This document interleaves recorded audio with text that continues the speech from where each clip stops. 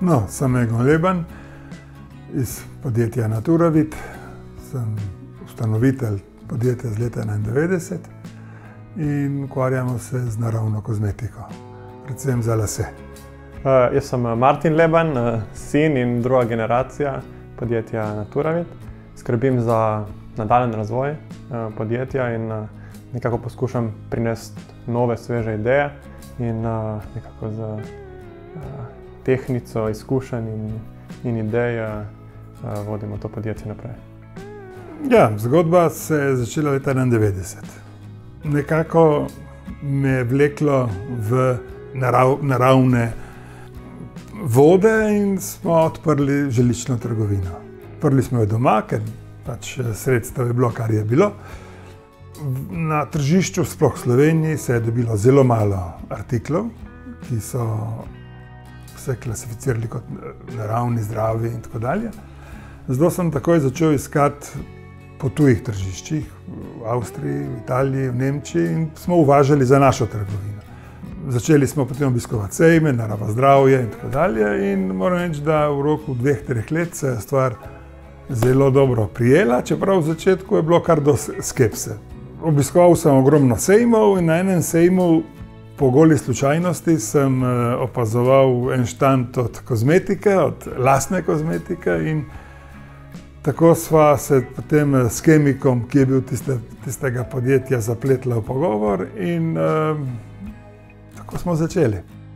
Jaz mislim, da danes trajnost ne vodimo mi samo podjetja, ampak naši kupci, naše stranke in tako naprej.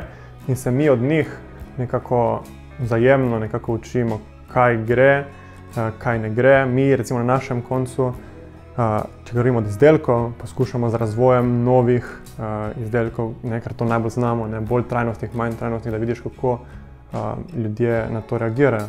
Medtem ko predstavljanja same trajnosti je pa stvar neke debate. Recimo mi gremo na fakultete, TIC-e, turistične centre, kjer se pogovarjamo z različnimi deležniki o embalaži, o materialih, kako mi to vidimo kot trajnostno in po drugi strani, kako oni to vidijo kot trajnostno. Seveda, čim je postala možnost pridobivanja embalaže, naprimer namesto klasične, plastične, reciklirane plastike, smo se odločili za to. Ko je postala možnost, da postanemo samooskrbni, smo postali samooskrbni, smo si naredili elektrarno na strehi. In tako, skratka, poskušamo vedno dane možnosti, seveda z danimi finančnimi možnostmi, vklopiti vse, kar tržišče ponuja.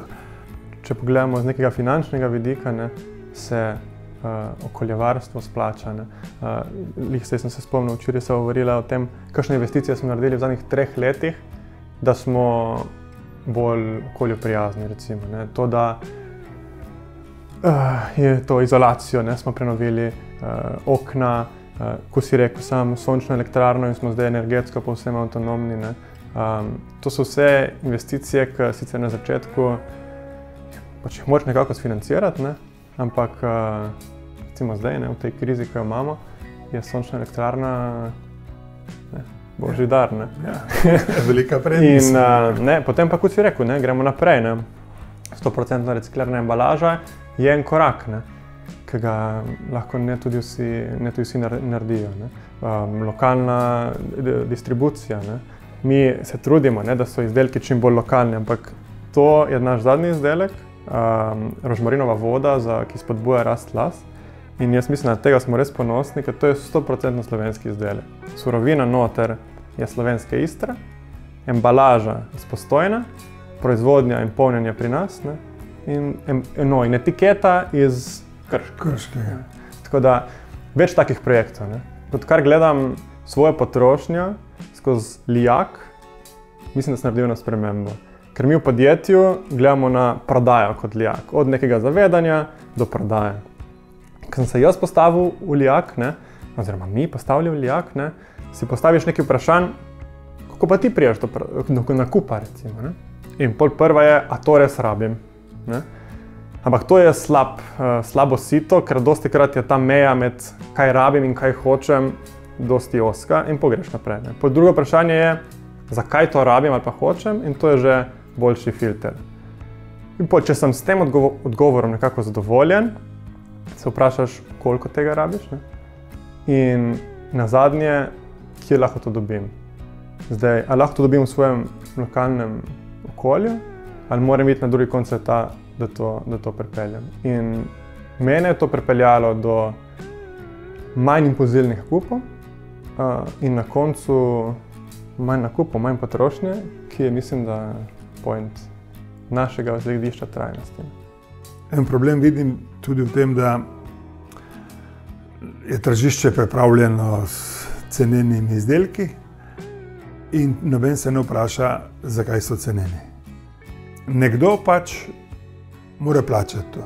In plačajo ljudje na tretjem koncu sveta, ki so za to neplačeni ali pa izredno slabo plačeni, v nehumanih okoljih delajo in tako naprej. Ampak vse to se treba vprašati. Najprej treba poceni narediti. Kvaliteta je pač taka, kot je. Naša filozofija v Naturu je biti obratna. Mi gremo, ne bo neko, da mi delamo ekstremno drage artikle, ker to je bila ena izmed mojih filozofij, da moramo imeti izdelke, ki so visoko kvalitetne za primerno ceno. Zdaj mogoče nekdo bo rekel, primerna cena je spet elastika, ampak na polici vsak lahko vidi, da smo zelo primerna cena. Naprimer, moj kemik je rekel, si mi popljuval moje delo, ker sem povedal, koliko prodajam. Ne, ampak tako pač je. Moj nasvet ljudem bi bil, se pravi, preden se kupi, treba razmisliti, kaj stoji za tem.